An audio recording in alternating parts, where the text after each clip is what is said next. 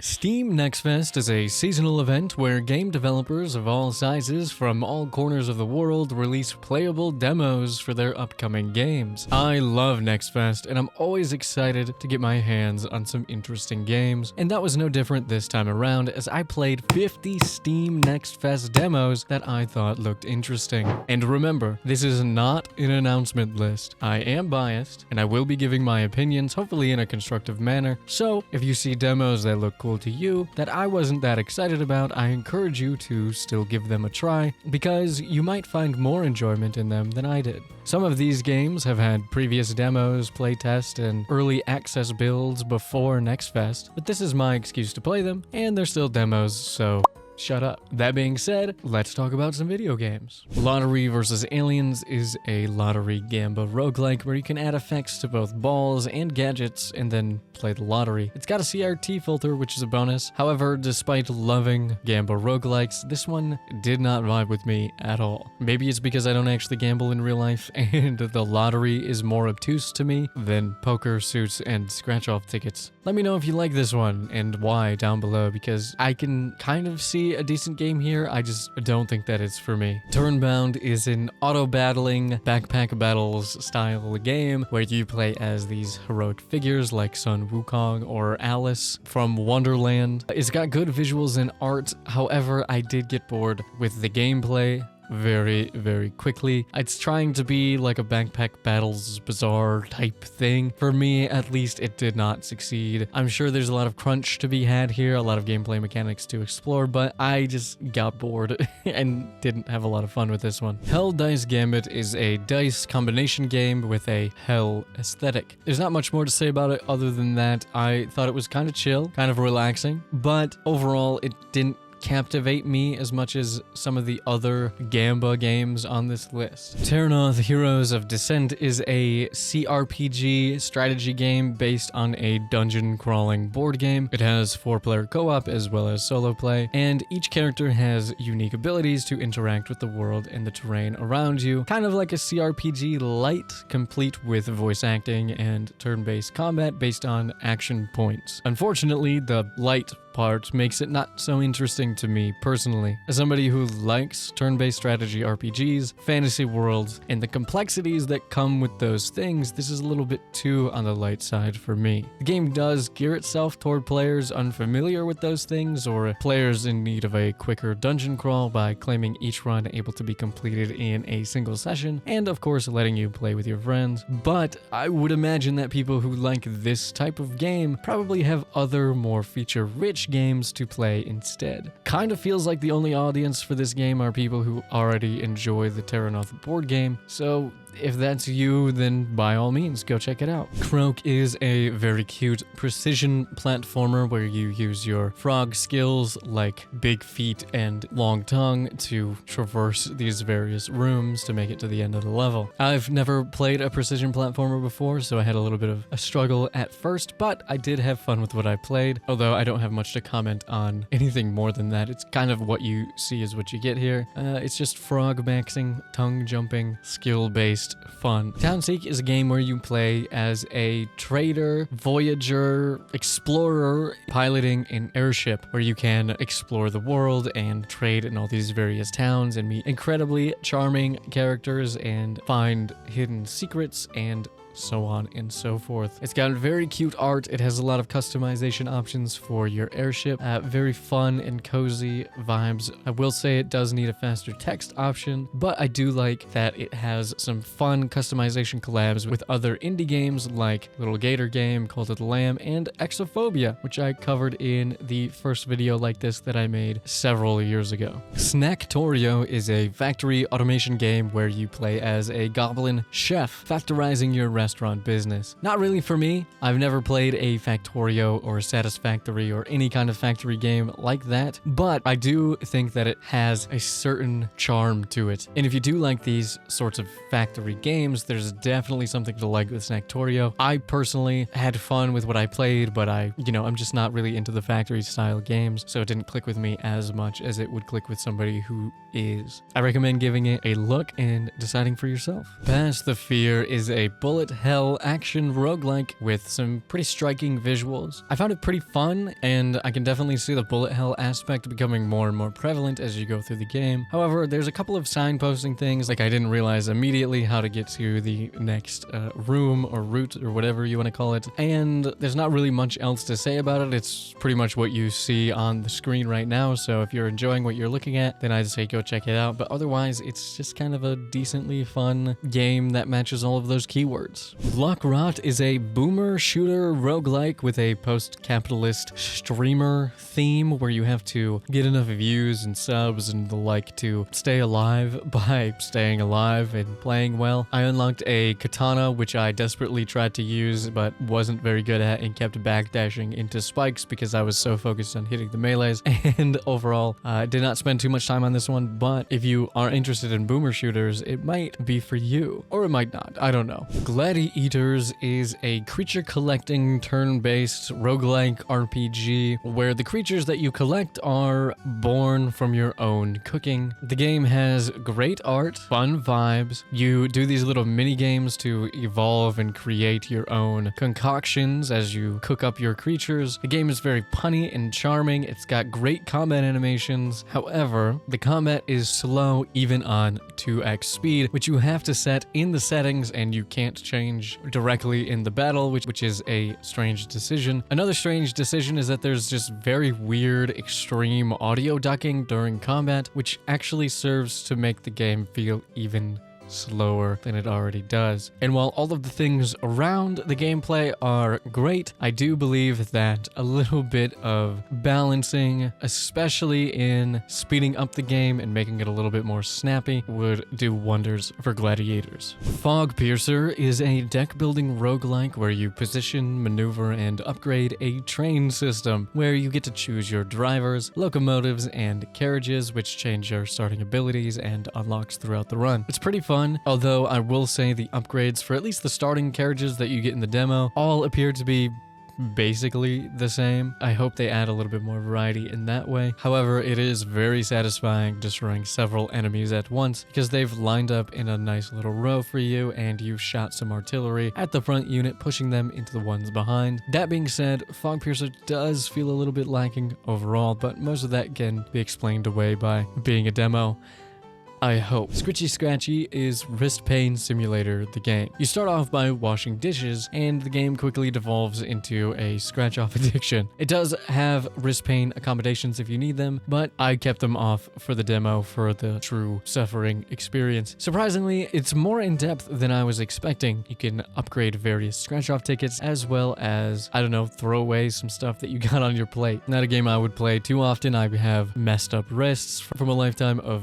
being addicted to my computer, but I'm sure this is for somebody, and I did have fun playing it, so there you go. Memo to the Underlord is an action roguelike where you play as a little goblin who is trying to quit his job and escape his workplace, the dungeon. The game has a charming art style, and I like that the dungeon is outfitted as a corporate workspace, like there are working desks and corporate posters and wanted signs with your face on them calling for the capture of a rogue employee. The gameplay is pretty straightforward. You move, you shoot, you dodge, you get upgrades called gubbins in this game, and it does seem like it's going to be a decently fun game when it comes out. Lunchbreak Tactics is an asynchronous auto-battler card game about supermarket workers slacking off to battle on their lunch break. It's got a lot of style and a lot of characters already in the demo, plus way more slated for the full game, including a dog named Scout Kindfetch that you can get if you wishlist the game right now. It's very super auto pets, which was my most played game on Steam for a little while, so I could totally see myself sinking way too many hours into this game. I'm not sure about game balance and all of that because it's a demo, but it is made by the same people who made Mages of Mystralia and the upcoming Echoes of Mystralia, which also has a demo, so go check that out as well. While the full game is about a murder mystery turned museum heist, in the demo the feline detective must solve a smaller mystery first. The password to his computer has been changed without his knowledge, and after a call with the deputy, it is revealed that the detective went on a milk-fueled bender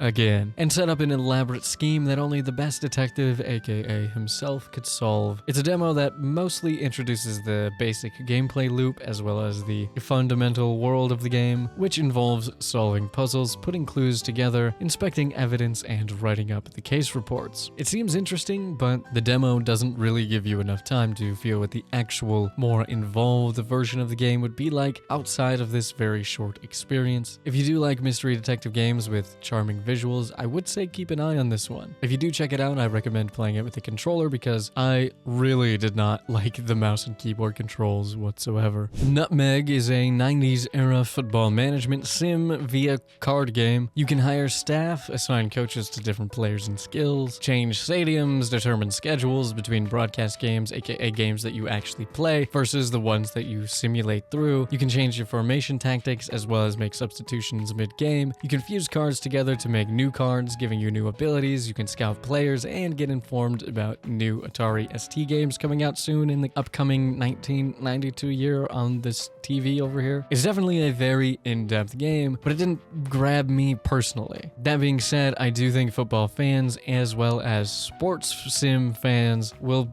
both really enjoy this one, and I do think the game really opens up once you get through the very wordy tutorial. Prime Monster is a fantasy political roguelike where you play as an opposition leader to the government and try to lead your campaign to victory and become the Prime Monster. As the monstrous kingdoms have discovered democracy, you have tactics that will increase your unity, causing your MPs to vote for you, or decrease your enemies' unity, causing them to lose votes. Tactics cost political power. Think of it like AP. You can gain additional political power from turning your motion cards into tactics playing resources, or you can just play the motion cards, which all have various effects themselves. There are also dirty tricks, which can do all sorts of things like kill opposing MPs to make sure they can never vote again, but if you use them, you have a chance of getting caught. It has the roguelike choosing options, shops, and even ascensions called policies in this game, which you unlock by beating runs. And of course, it's very tongue-in-cheek, with sexual harassment cases and bad social media posts coming to haunt you, maybe literally. Teeto is a charming 3D platformer and collectathon game that possesses these Kirby-esque absorption powers where you get new abilities from absorbing stuff. In this case, instead of enemies, it's things like rocks and trash bags and flowers. The game has a bunch of cheeky humor, old school style levels, but also a hub world, and it's also co-op, which I didn't play but is a bonus, I suppose. I first saw this game on TikTok when the developer showed off a very cute thing, which is that in the forest area of the game, there's these little purple berries, which you can see on the cover of the game as well, that are voiced by his actual real-life child daughter. It was just very cute, and everybody was asking him to put in a mode in the game where everything is voiced by the daughter, and I just think that's very cute and funny.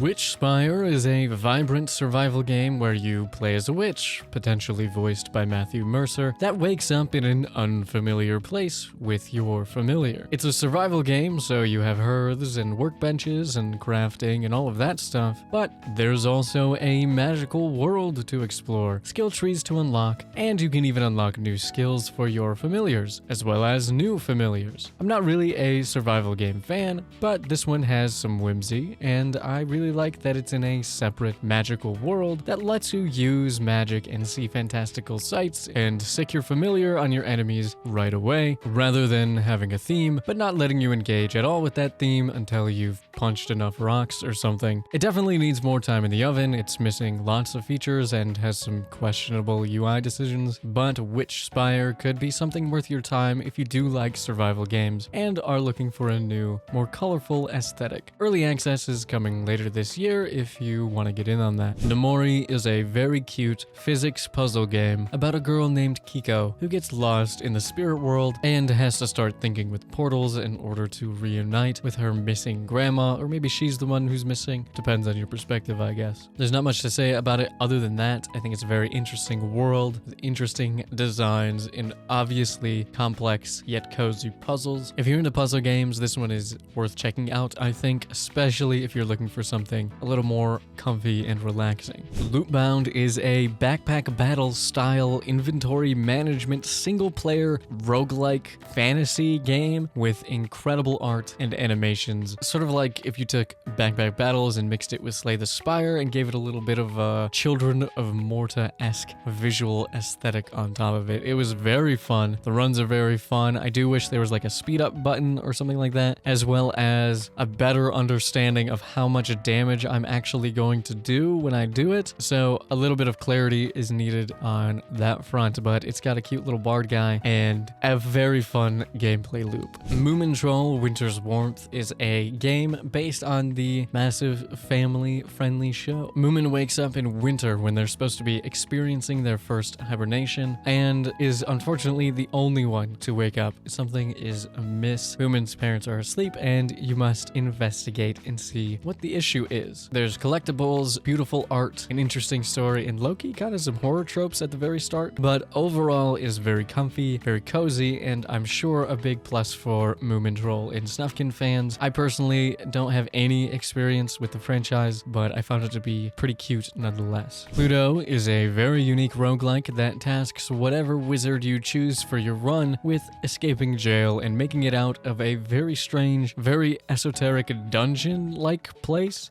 I guess it's just a dungeon. You cast spells that possess different properties, but your own hands are a resource. Each spell has different spell components on them, like fire and water, although most of them have more complicated effects than simple elemental properties. And by casting multiple spells with matching symbols, you can get greater or repeat effects, but you might not be able to draw those spells from your deck again that battle as they shatter. You can also equip rings that give you bonus effects if you have certain properties on that finger, or no properties on that finger at all, among other conditions. Not only is the visual style esoteric, but so is the gameplay in many ways. Although if you've ever played a roguelike before, there will be a lot that is familiar to you. So if you're looking for something familiar, but with a whole lot of new and interesting goings on that you can figure out instead of understanding everything about a new roguelike from the very beginning, Pluto might be something for those veterans of the genre, or for anybody just looking for something new and interesting to wrap your head around. By Yogscast Games, Rel, Warped Worlds, and Troubled Times is a game set in a world of magic, where people have started disappearing for some mysterious reason. You play as Rel, a sage that has been imprisoned in the castle dungeons and forgotten about during the sage hunts. But when a nearly destroyed spellbook with a friendly gem bug attached to it washes up in their cell, Rel can now escape and take on the quest of saving the world. Rel is a puzzle game solved by combining runes to make unique spells. You can combine up to 5 runes for various effects like push, rotate, ice, and many more. You can even use the same rune to increase or decrease an effect, like 1 push rune being a safe, weak push, or 5 push runes being able to launch a crate across the entire room. Every puzzle is solved through these spell combinations, and every puzzle has more than one solution. So if you can get creative with your spell combinations as well as how you use them, there's a lot of fun to be had in this game. The art style is very cute and charming, and the game has these borders around it that you can change with something like 20 different options, which I personally really liked. I like that sort of thing. If you're into puzzle games like, I don't know, Scribblenauts or that one Kirby game, this could be for you. Wild Tactics is furry XCOM set in an anthropomorphic 1950s-esque setting in the aftermath of the collapse of a criminal empire, with a rising new faction, the Goldfang Gang, which has been smuggling meat after, eating each other has been outlawed. It's very Beastar's premise. The king has mandated that a secret organization be put together called Wild, which is the team that you play as. Wild is made up of ex-law, ex-military, ex-mob, and ex-criminals, each of which has a class like medic, scout, and tank, as well as relationships with each other that can range from great friends to rivals to pure hatred. The music, the world, the overall vibes, and especially the 2D art style are filled with personality and charm. However, the actual gameplay is in 3D, with these rough-looking, roughly animated 3D models that makes the whole experience feel just a little bit funny. You can upgrade units, heal the injured, buy items from Shady Sherman, go to the bar to alter character relationships, and of course, undertake side missions in addition to the main story missions. The demo has 4 main missions, but the full game is slated to have about 15 main story missions, so it seems like it'll be a somewhat shorter, more focused experience than some other games like this. It doesn't have a ton of mission variety either from what I played. I mean, it does, but the way you accomplish those things end up being functionally the exact same. I do think it could use a couple of UI and sound fixes, and the game is just loud as hell. At the start, I had to turn it way down to play the game, and it's definitely rough around the edges overall, but it is being developed by the same team as Chicken Police and the upcoming Moses and Plato mystery game, so hopefully they can turn the amazing vibes into a much better package once it eventually comes out. Titanium Court is a surrealist match 3 theater comedy adventure game with striking retro-inspired visuals that possesses an irreverent sense of humor and style. It's got a very, very funny Steam page as well, so go check that out if you want to learn nothing about the game but have a laugh. It's a very difficult game to describe outside of the match 3, a gameplay mechanic where you move the terrain around your castle. It's got a lot of strange logic and in-jokes that'll make you go, oh, I get it, once you've sat and thought about it for a minute, and it's genuinely a fun game. Lots of people are talking about this one right now, and yeah, as they should be. Darwin's Paradox is the game that keeps showing up at showcases right when we all think it's going to be Metal Gear, but never is. Konami actually realized the frustrations of the people, and this demo is a Metal Gear collab, and just being honest here, it's actually awesome. Darwin's Paradox is a high-production 2.5D action stealth platformer that puts you in the tentacles of an octopus and starts by escaping from an exploding factory and a diving swan before turning into a box, getting a codec call, a sneaking suit, and a sneaking mission. This game is actually way more fun than I expected and is coming out pretty soon, so if you're sick of getting baited by Konami trailers and just want to give it a try yourself, you won't have to wait long. How many dudes dares to answer the question that everybody's asked? On Twitter specifically, how many dudes does it take to beat up a gorilla? How many dudes does it take to beat up a duck-sized horse? How many dudes does it take to beat up 50 toddlers? The game has lots of dudes, lots of babies, lots of small animals to beat up. It also has lots of 3 things to pick from, which is really all you want in a roguelike. It's a very simple, very straightforward game with a very addicting gameplay loop, where you just pick from a bunch of dudes, like ninja dudes, and cleric dudes, and paladin dudes, and zombie dudes, and franken dudes, and wizard dudes, and all kinds of dudes. Regular dudes even. And then you go and beat up toddlers. It's very fun.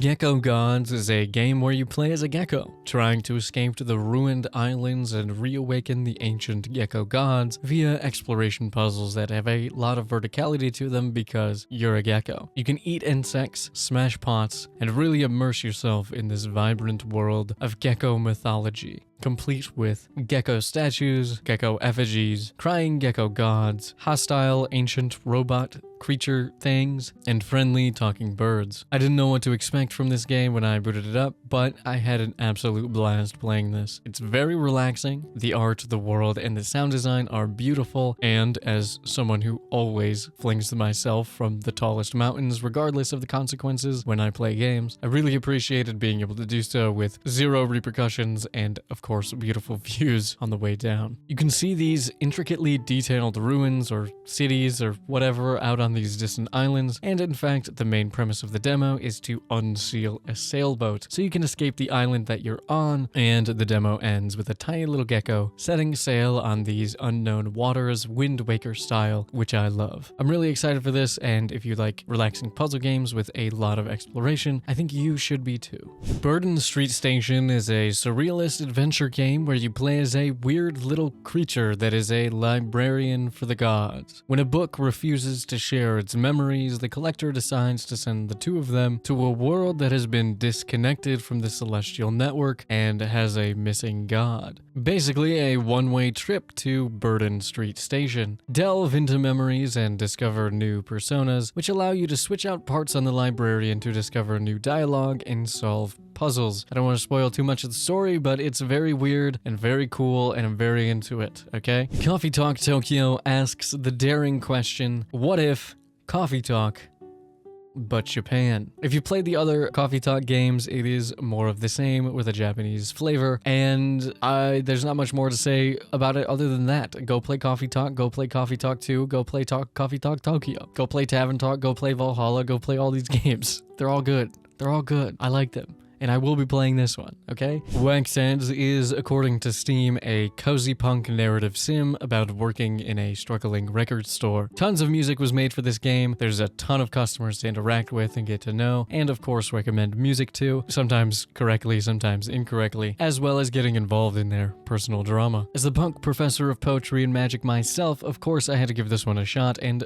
oh boy, does it have a lot of personality. I love the art style, the maximalist colorfulness is very punk. The arcade game inside the game you can slack off playing is very cute and fun and a little bit challenging, and of course community and togetherness is cute AF, and also the backbone of what punk really is, in my opinion. If you like games like Coffee Talk, Tavern Talk, Valhalla, but are sick of the coffee and cocktails, why not try out these records instead? Gimiko is a difficult game to describe because there's just so much going on. Basically, you start a run with one of the various characters. At the beginning of the game, you only have Gimiko herself unlocked, as well as different versions of them. I think they have different outfits or ascensions. I'm not really sure how it works. And you fight against waves of enemies with dice that you collect. You can put gimmicks on each face of the dice to conjure different effects when you roll that face, ranging from straightforward stuff like 12 shots and small bombs to more complex things like traps and allies. You can get different dice with different values, number of faces, as well as unique gimmicks. There's also mini games and weird surreal stuff going on, like Jabberwock Solitaire, and the Steam page shows off what looks to be a Doom-like action section, and who knows what else is in store. There's also plenty of fun characters to meet in different shops, events, and challenges to undertake. Gimiko has a very unique visual style, and the gameplay is super fun. It's the first game from the developer, but it is being published by Critical Reflex, who you might know as the publishers of Lunacid, Buckshot Roulette, Arctic Eggs, Mouthwashing, No I'm Not a Human, Eclipsium, and Karimara. Basically, many of the popular and good indie horror games of the last few years. This is definitely a much more colorful, bright type of game than those, especially for this publisher, but I had a great time playing it, and I think it's super fun. The Eternal Life of Goldman is a Metroidvania starring an old man named Goldman, whose primary weapon is a cane with modular parts you can swap between to get different effects, such as jumping higher or grabbing onto things. The art style and the animation are far and away the selling points of the game and are extremely beautiful, strange, and imaginative. The game is drawn, colored, and animated entirely by hand using classic frame-by-frame techniques, and the care taken in crafting these visuals is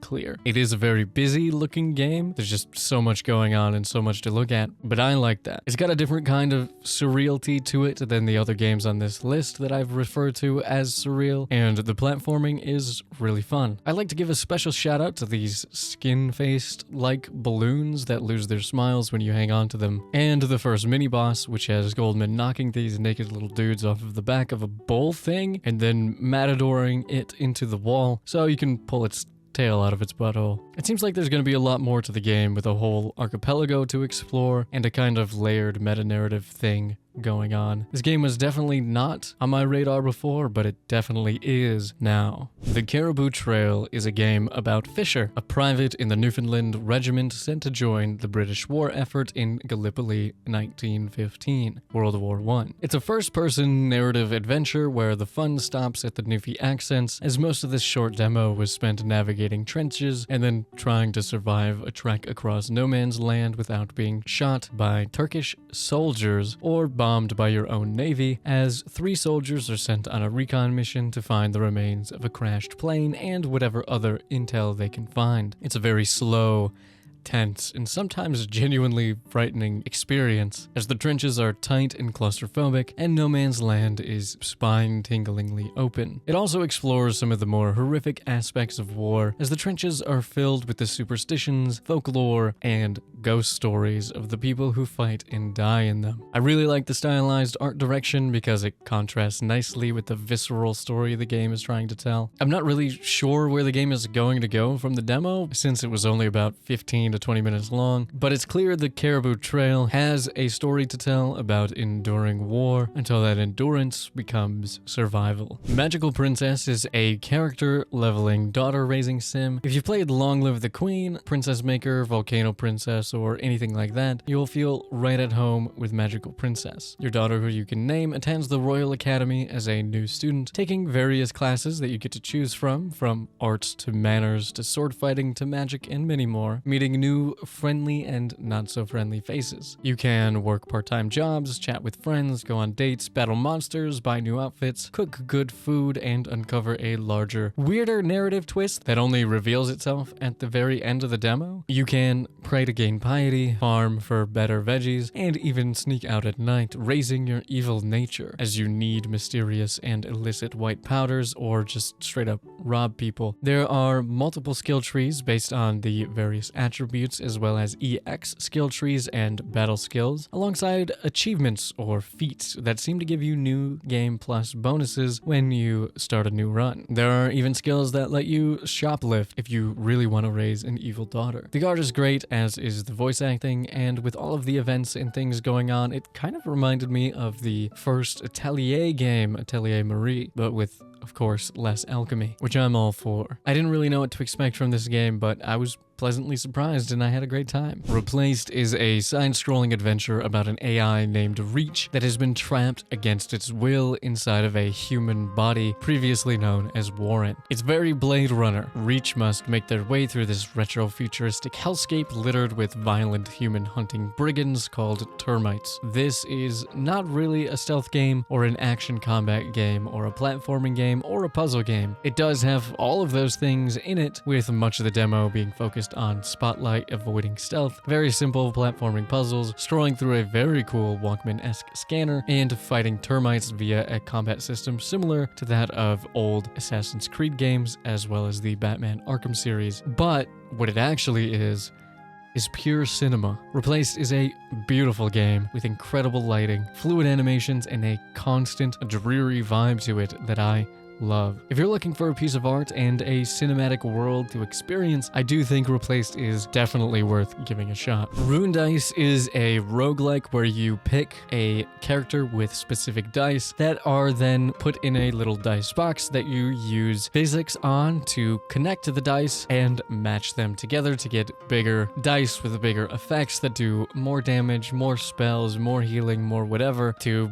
beat the run. It's a very simple game. I probably made it sound way more complicated than it actually is in that description, but it's super fun. It is incredibly addicting. You could spend so many hours just playing the demo alone. When Rune Dice comes out, I guarantee you many people are going to become addicted to this game, and in fact, many people already are. 1348 Ex Voto is a story set in medieval Italy centered around Aeta, the daughter of a lord who believes her true calling to be that of a knight, and Bianca, a servant of Aeta's house whose mother has promised her to the convent because she cannot afford to keep her around, and also she can't afford a dowry to marry her off. The two share one last play fight / bonding moment before they're meant to part ways, which also serves as the game's combat tutorial. Aeta stays behind to practice her martial arts skills, while Bia, as Aeta calls her totally platonically I'm sure, returns to the castle town. Suddenly, a horn sounds and a red plume of smoke escapes from the castle, the sign of a raid. The demo covers Aeta's attempt to get to the castle, only to find Bia's religious effects with no woman attached to them, vowing to find and save her. Apparently there was a problem with the animations and combat in an earlier version of the demo, but the demo that I played had smooth animations, the combat seemed fine, and they edited an option to turn motion blur off, which is always appreciated. What didn't seem fine, however, were clothes clipping through both skin layers and other clothing layers, hair trying to fly away during scene changes, way too much pop-in, contextual pop-ups that never popped up, and a lot of teeth acting. It definitely could use a little bit more time in the oven, but with a release date just a few weeks away, it seems that having hope for a seamless launch would be a little bit foolish. Call me a fool though, because the game genuinely looks beautiful, with phenomenal voice and mocap acting, and I actually kind of like the teeth acting. It's very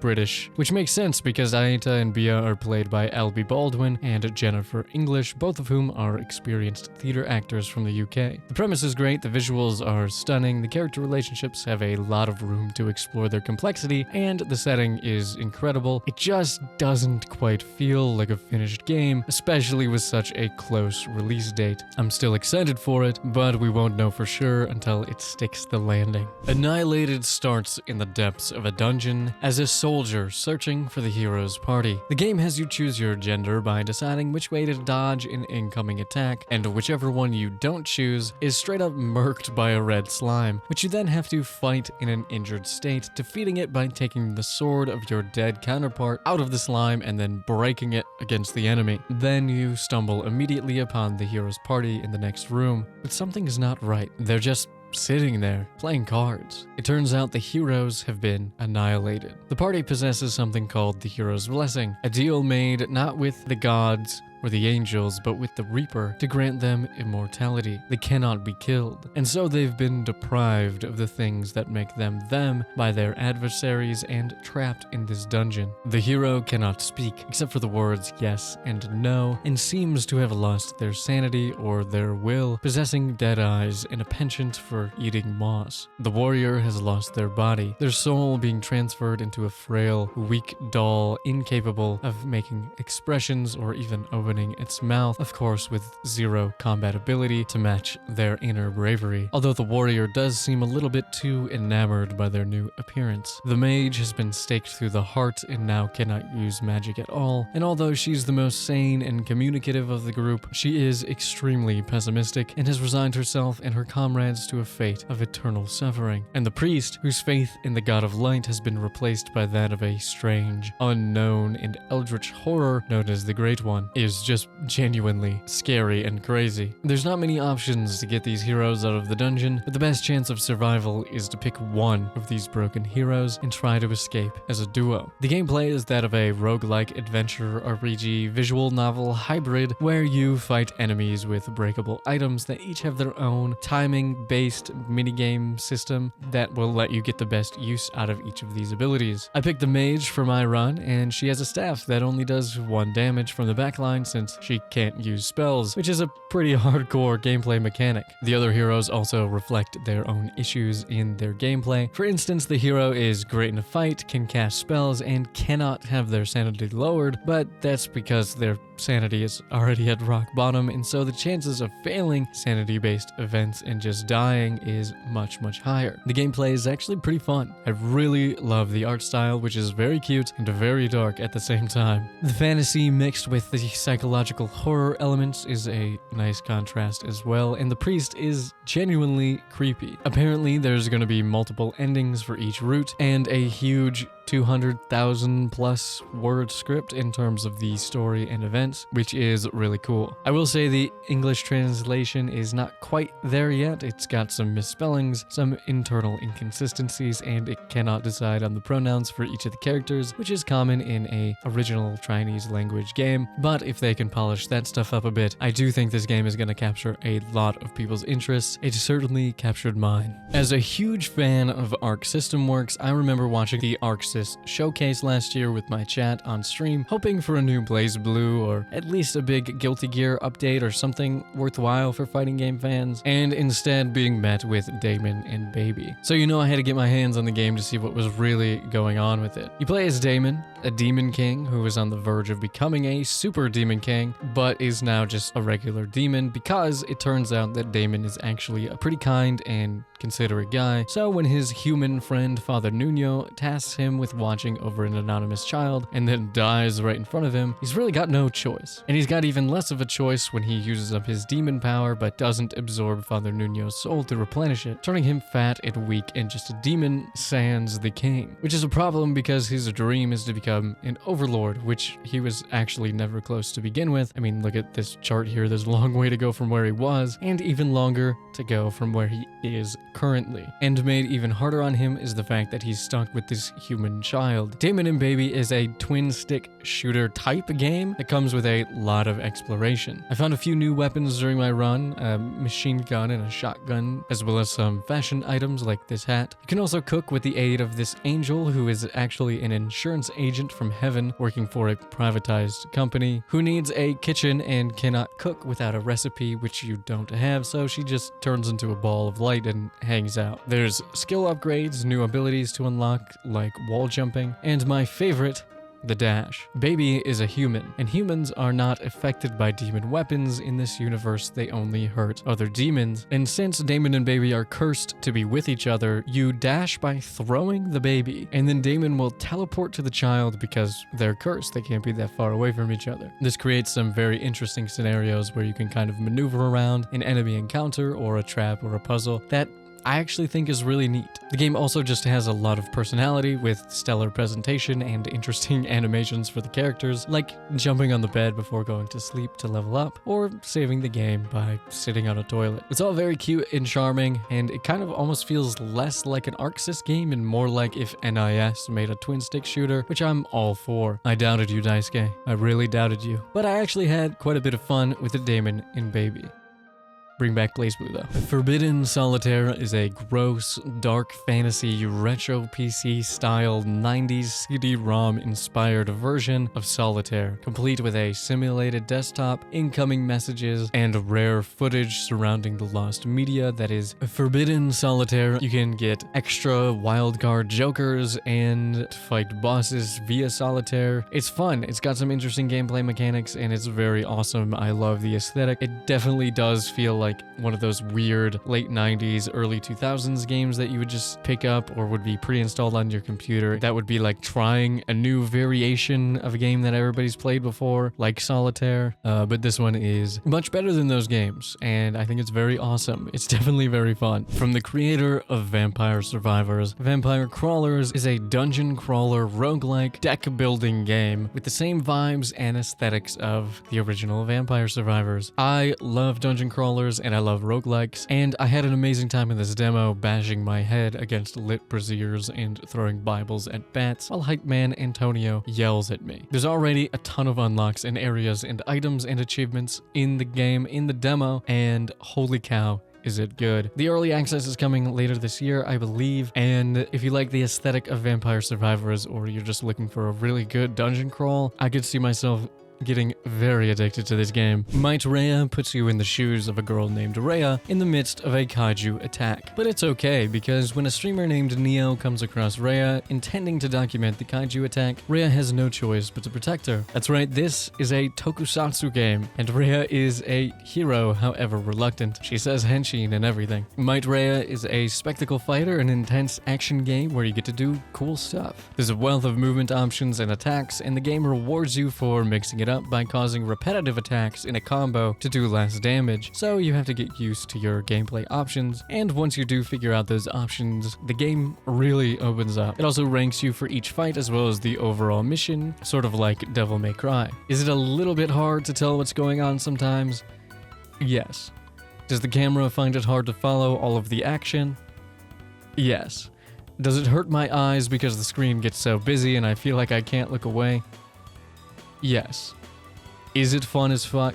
Yes. The game clearly has some things to figure out, but oh boy is it fun to play and very stylish. The trailer that plays after the demo shows off some new bosses, some new enemies, new locations, new heroes to meet and fight alongside, and even what seems to be some kind of hub area where you can interact with the other characters. I think Might Rhea has a ton of upside, and I'm really looking forward to a day when I can play the full game. Altered Alma is a science fiction cyberpunk Metroidvania RPG dating sim Meowseum, set in Barcelona, starring a woman named Jack, a crusader who has abandoned her post and is now on the run from her former employers. Altered Alma is an absolutely stunning game with a vibrant and detailed pixel art style and some incredible character and world designs. It's well animated and has a lot of personality. It's got precision platforming, boss battles, parrying, base building mechanics, a quest to find a crew of sexy allies from across the galaxy to help get an old rundown ship called the Esperanza up and running. Alma has a mechanic that activates once you find a peculiar dagger that enables you to blade shift, which is useful both in exploration and in combat, as blade shifting at an enemy with low health will activate a brutal lethal takedown that fills up your health cores, which you can then expend to regain your health. There's skill trees and character upgrades and cybernetic mods and all kinds of enemies to fight, characters to find, quests to undertake, puzzles to be solved by controlling your robot companion Vera, as well as friendships and romances to be built. I'll be honest, I wasn't quite sure what to really expect from this game. I only decided to give it a try because the trailer for the game at the Convergence Indie Showcase, shout out to them,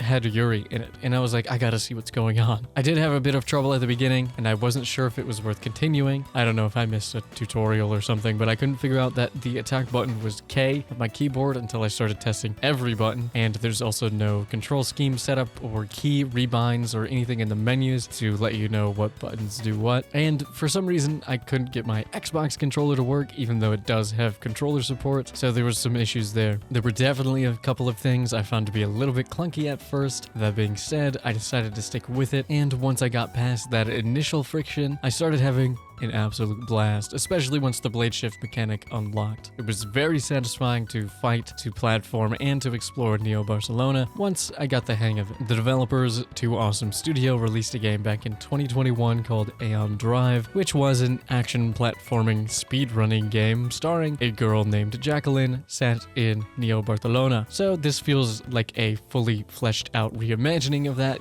world in that game, and you can really tell that they have experience with some of this gameplay mechanic stuff, because as I said, it feels great to play once it does finally click. It's also being published by Critical Reflex, so if you've liked what they've done for the horror genre the last few years and want to see something a little bit new from them, I would highly recommend giving Altered Alma a try. It doesn't have a release date yet and clearly has some work to be done before that release, especially in the SFX and UI departments, but I'm extremely excited for this game. Bonnie Bear wakes up on their bear day to a surprise from their friends. They've gotten them frog booster eggs and a toad bag. Now they can play Frogtime together, a tactical strategy game utilizing frogs. You can even give the frogs hats, although the hat gotcha thing shop is closed in the demo, which is unfortunate. You can meet in battle with a charming cast of characters, including a small-time bully with a killer theme song, a coconut with anger issues, a goblin family band complete with a deep-voiced baby that swears at you, Bonnie Bear's own mother who is and is voiced by an actual bear, and Iron Mouse. That's right, the developers voiced many of the characters themselves, but they also got actors like John Madison from Star Kid and streamers like Ludwig, Lily Pichu, and Connor Dog, as well as a bunch of other special guest actors, some of which they've revealed, some of which they have not. Normally, I'm not one for content creators guest voicing in games when there's no other reason but marketing. It definitely didn't save that one MOBA or whatever that thing was. But this game has a reason, and also an incredibly unique feel to it. All of the voice acting I heard was actually phenomenal and fit the tone of the game. They also do this thing where they keep in the line flubbing and retakes, and I know you're thinking that that's bad and unprofessional, how could that ever be good? But since it's an intentional choice, it actually comes across really grounded and charming because of the somewhat absurd, silly, cozy thing the game has going for it. There's also a lot of side stuff to do, like see if you can pull a legendary frog from the booster eggs, find hidden items, learn about the world, play music, and of course, battle everyone you see like it's Gwent or Triple Triad. I played this demo for over an hour. I was so charmed by it. It's definitely a weird and unique game, but I love that. So Bonnie Bear Saves Frogtime went from something I had zero expectations for to a game that I really want to play. The Witch's Bakery first got on my radar when I saw some early early art of the game on Twitter a few years ago. Lune and her cat-like morph companion have moved to Paris to open up a bakery. In the game, you get to serve customers, bake bread, decorate your bakery, upgrade your recipes, explore Paris, and get to know a very charming cast of characters. Lune is a mage of the heart, meaning her magic is specialized in emotions. This allows her to, among other things, enter the heart palaces of those carrying regrets. A dangerous endeavor that she believes is worth taking on because, at the end of the day, she is a kind soul who loves and worries about other people. The art is gorgeous, filled with personality and cute little creatures. While it's clear that there are a few bugs left in the game, like Lune suddenly popping her apron on and off during different animations, as well as some other issues like mouse clicking, not being able to advance text, or not being entirely sure how much money I have while I'm in the decor store, that isn't going to stop this from being one of the most anticipated games for cozy gamers in a very long time. I found myself completely immersed in the demo alone, and The Witch's Bakery continues to be a game I am very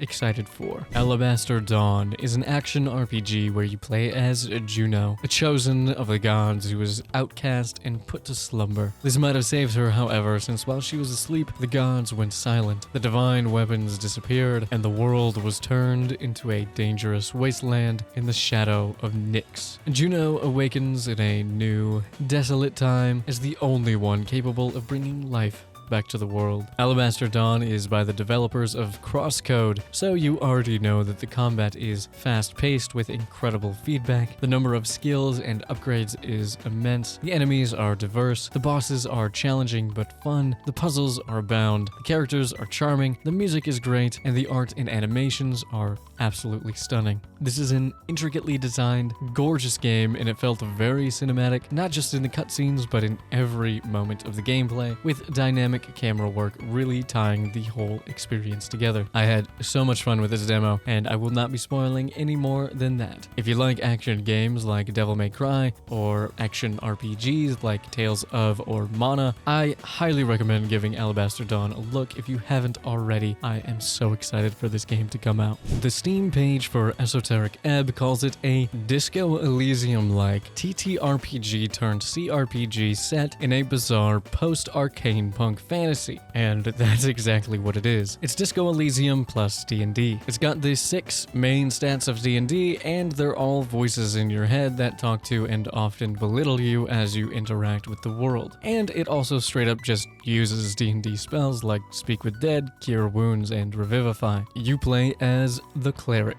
the worst cleric, and you've been sent on a jump to investigate the explosion of a small tea shop that only resulted in minor injuries. You've got a few days to solve the mystery before the election, the first election ever, and that wouldn't be so bad except you've woken up in a room overrun with apples and corpses, some of which are walking around. The demo only covers the first day, but that is already a lot of content. I played a short 40-minute run, but there's people who have put over 10 hours into the demo alone. That makes sense to me because after waking up, I spent quite a bit of time praying, eating a pile of rotting apples to the point of near death to discover a shard of worship to my dead god, which I never actually used, wore this nasty rag as a mantle, convinced this zombie to punch himself in the face so I could get by, got pulled into this crate of sand and narrowly escaped with my helmet intact, and because of my high mental stats, I got to learn a whole lot about the world that the game takes place in, from deities to political factions to different nations and races. I watched somebody else play the game a little bit, and they made it out of the starting area by going up and meeting a strange guy who's definitely not a necromancer running a lich house, but I didn't make it that far because my wisdom was so high that I spotted a secret wall leading to an entirely different area that was the original crypt of my dead god, where I put a living rat in my pocket, paid respects to those who came before, and then died to a skeleton because I only had a strength of 6 and 0 offensive spells. Unfortunately, my Shield of Faith was not enough to save me. If you like Disco Elysium, or D&D, or both, this is the game to be on the lookout for, but you won't have to stay looking long because it fully releases on March 3rd, so go have fun. Denshattack is set in a post-apocalyptic Japan where the major cities now operate underneath gigantic sealed-in domes, and none of that matters to you because you play as Emmy, who lives outside of these domes doing sick fucking tricks with the train that she drives to make ramen deliveries. When a customer named Fernando tells her about this thing called Denshattack, that is extreme train racing, Densha being the Japanese word for an electric train, this game is if Jet Set Radio was Sonic,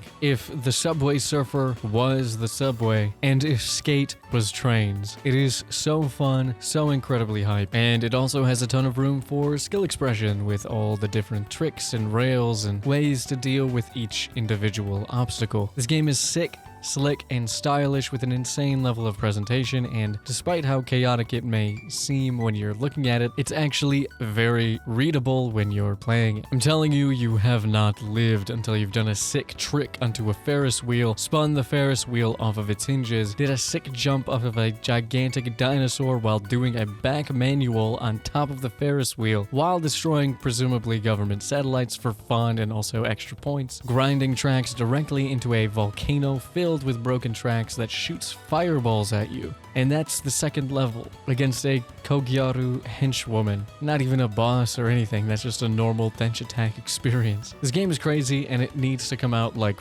right now. I need this train game in my veins. Thanks for watching, everybody. I hope you enjoyed the video and discovered some games to get excited about. Don't forget to like, comment, and subscribe since it really helps out the channel, and let me know down below what games caught your eye. See you later. Bye bye.